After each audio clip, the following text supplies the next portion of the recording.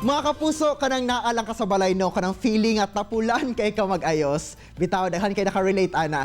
Pero ang managa online class diha o dili ba ka virtual meetings ba? Unsa ba ang inyong outfit of the day o dili ba ka kini ginatawag nga OOTD? Wala mo mga kapuso nining usak ka chikiting nga taga Coronadal City kay kumbaga A for the effort ang iyang look pag mag-attend og online class. Ato makauban karong buntaga ang 7 years old nga fashionista ang chikiting nga si Kiefer Seth Vergara Mongan og si Mami Rai Vergara. Chuchay ug Mami Rai, magandang umaga at welcome sa At Home with GMA Regional TV. Kamusta kayo? Good morning, Sir Argel. Well, it's a great morning dahil kasama namin kayong dalawa ngayong umaga. And Mami Rai, last 2017, unang nag-viral si Kiefer Seth dahil sa kanyang pagka-fashionista. How young ba si Kiefer Seth o itong si Chuchay na na-discover ninyo ang kanyang pagkakikay talaga? Na-discover po namin siya nung 3 years old pa lang po siya. Mahilig na talaga siyang manamit, mahilig siyang mamili ng sarili niyang color ng damit. Yan, 3 years old siya. And I'm sure marami na yung mga collection ng mga damit si Chuchay sa ngayon, ano? Pero ikaw ba, Chuchay, what do you love most about wearing fashionable dress? O ito mga kasuotan mo? Yes, it's comfortable to me and it's presentable. Pero mami, noon pa ba ay may mga trainings kayo kay Chuchay para mas maging maayos ang kanyang pananamit? Ay, wala naman po. Nakikita niya lang po yan sa TV and yung mga talent po ng kapatid ko na tinuturuan niya dati, nakikita niya din. Kaya ginagaya niya din po. Pero mami, kamusta din po ba yung panggagaya ni Chuchay sa mga iniidolo niyang models? Nahasa siya doon and then sumasali siya ngayon sa mga fashion shows. Kinukuha din siya ng other mga agencies na para mag-endorse ng mga damit or mag-endorse ng mga other products nila. Wow, iba talaga ang galing ito si Chuchay sa kanyang fashion sense. Pang-endorser level na. Pero ngayon ba, Chuchay, na may online class na, paano ka ba naghahanda sa mga pang-OOTD mo?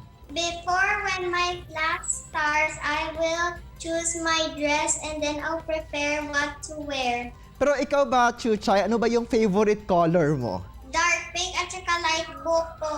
At kitang-kita naman ano, sa kulay ng suot mo ngayon yung favorite color mo. Pero Chuchay, ano ba yung sinasabi ng teacher at mga classmates mo na nakikita kanila virtually na pinaghandaan mo talaga ang suot mo? Sometimes my teacher says that I'm beautiful and my classmates. As a mother po ba, Mami Rai, ano po ba yung feeling ninyo na ganito, no? Fashionista ang anak niyo at a very young age? Siyempre, overwhelming. And proud na proud ako as a mother kasi sa akin, hindi ako mahilig talaga ng mga ganito. Pero siya, talagang nakahiligan niya yung maging fashionable and then mahilig siya sa academics and also sa mga co-curricular activities and also sa pagpapaganda sa sarili niya.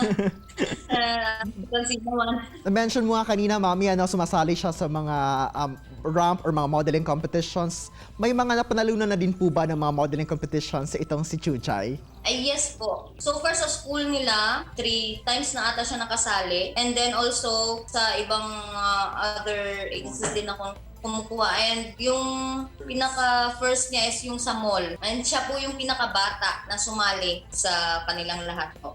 At dahil nga fashionista ito si Chuchay, ano, ikaw ba, Chuchay, pangarap mo bang maging isang artista o isang beauty queen? Beauty queen po, sir. Oo. Sino bang idol mo na beauty queen? Si Queen Miss Tia Worksback po, sir. Wow, ang Miss Universe natin, ano? Parang nakikita ko ng may future Miss Universe na din tayo mula dito sa Coronadal City at ikaw yon. Mami, ano po ba yung ma-advise niyo sa iba ding mga mommies para maging kagaya din ni Kiefer Seth sa pananamit at pag-aayos ang kanilang mga anak?